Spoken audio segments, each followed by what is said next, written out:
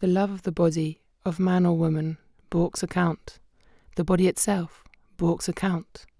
That of the male is perfect, and that of the female is perfect.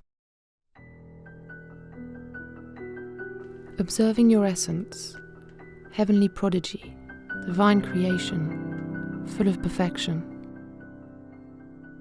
Your body, a sacred temple, a masterpiece gifted by the universe deserving of celebration.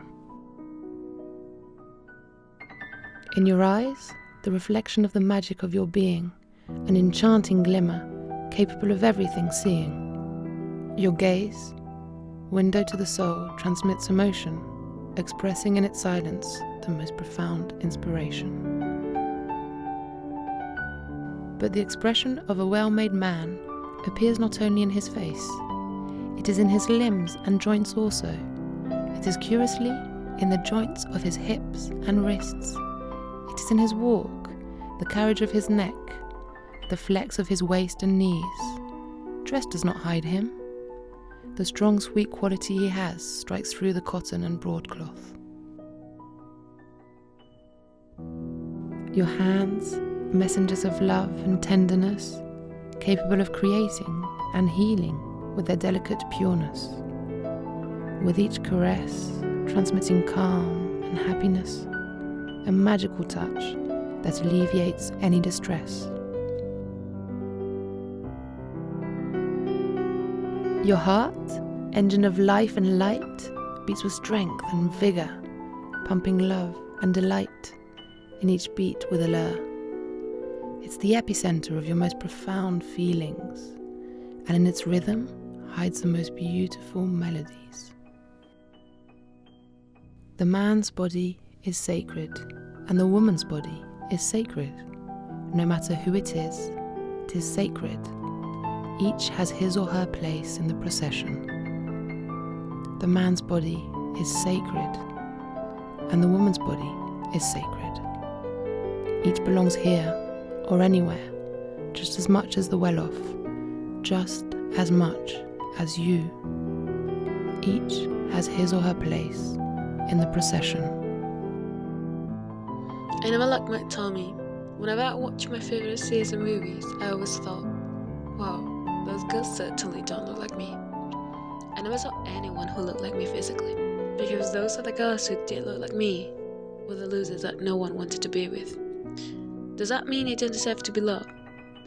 Sometimes I get negative thoughts about my acne, but it's helping me compare them to freckles. Acne makes me unique and it enhances my natural beauty. It's helping to think that it's just in my head and that I am not the only one that feels like this. Be a real man. You have to look perfectly sculpted in marble by the hands of God himself just to be masculine enough, therefore attractive enough, especially when you're gay. And it's not that I stand out for being too little or too lazy or too nothing. I'm perfectly standard. But it still feels like I let everyone down when I put on a short sleeve shirt. Since I can remember, I've always been really insecure about my ears. I've always considered them too big, and I've always tried to hide them with my hair. But recently, seeing that my mom has the same type of ears, I've been able to embrace them more and love them more.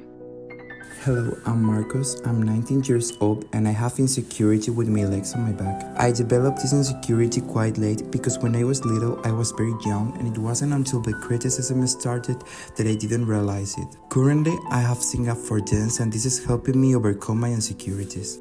I always thought that I had a strange nose. I wanted another one. Other kids at school made fun of me for it, but with the time my nose stopped seeming so bad to me. Because it's strange and I don't know anyone with a similar one, and I think I'm lucky to have this nose that allows me to smell my favorite chocolate dessert.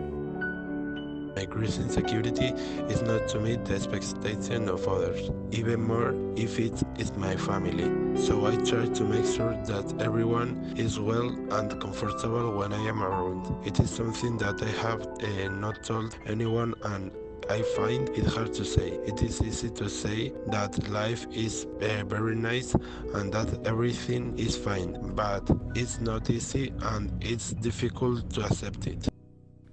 Do you know so much yourself that you call the meanest ignorant? Do you suppose you have a right to a good sight, and he or she has no right to a sight? Do you think matter has cohered together from its diffuse float, and the soil is on the surface, and water runs and vegetation sprouts, for you only, and not for him and her? No. And like that, with admiration and infinite gratefulness, I celebrate the grandiosity of your blessed existence, the lovely human body, a divine mystery, a wonder that will always be in my destiny.